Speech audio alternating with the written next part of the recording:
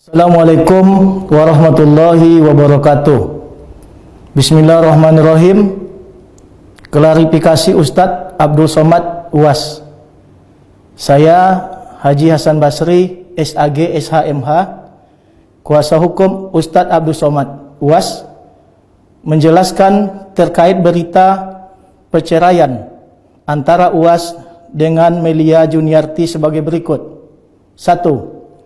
Bahwa Ustadz Abdul Somad UAS dan Bu Melia Juniarti menikah pada tanggal 20 Oktober 2012 dan telah dikaruniai seorang anak laki-laki yang bernama Midzian Haziq Abdillah bin Abdul Somad Batubara.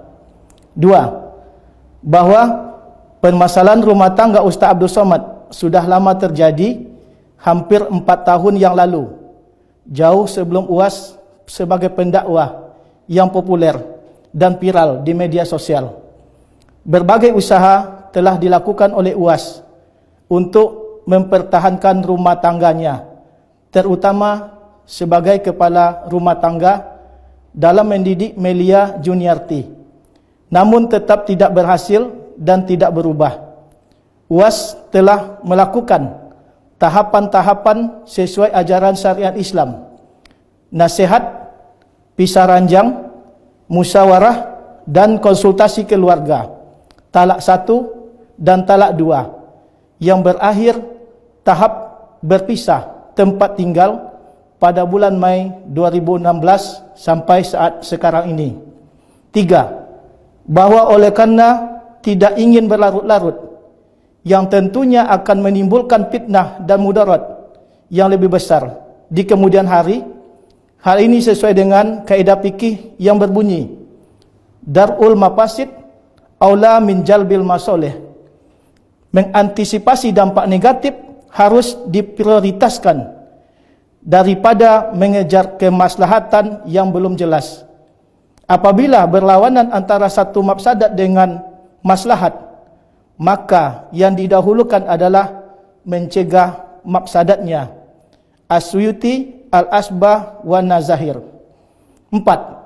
Bahwa UAS walaupun sudah berpisah lebih kurang sejak 4 tahun yang lalu, namun tetap bertanggung jawab memberikan nafkah bulanan dan fasilitas untuk Bu Melia Juniarti, terkhusus ananda yang tercinta Midzian Haziq Abdillah.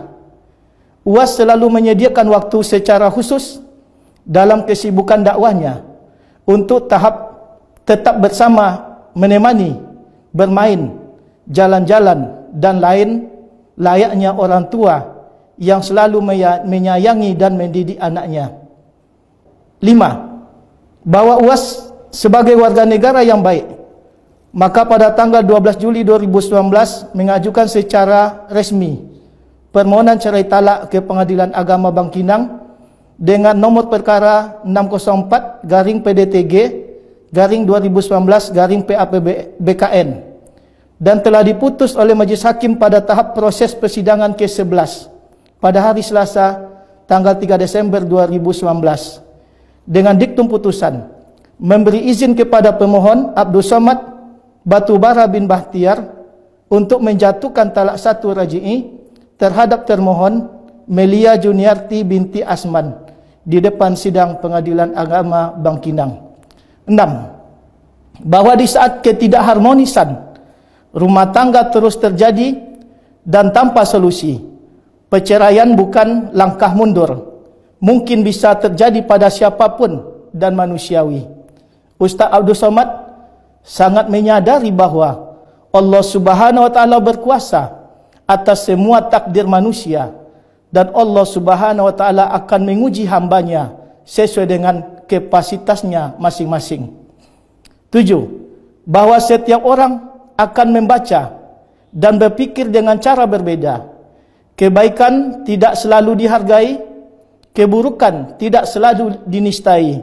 Aku tidak perlu menjelaskan tentang diriku karena musuhku tidak percaya, dan sahabat-sahabatku tidak memerlukan itu. Ungkapan Sayyidina Ali karamallahu wajhah. 8. Bahwa hidup bukanlah siapa yang terbaik, tetapi seberapa banyak kebaikan yang bisa kita lakukan. Apapun cobaan yang menimpa, harus kita hadapi dengan sikap positif. Semoga dapat dimaklumi. Wassalamualaikum warahmatullahi wabarakatuh.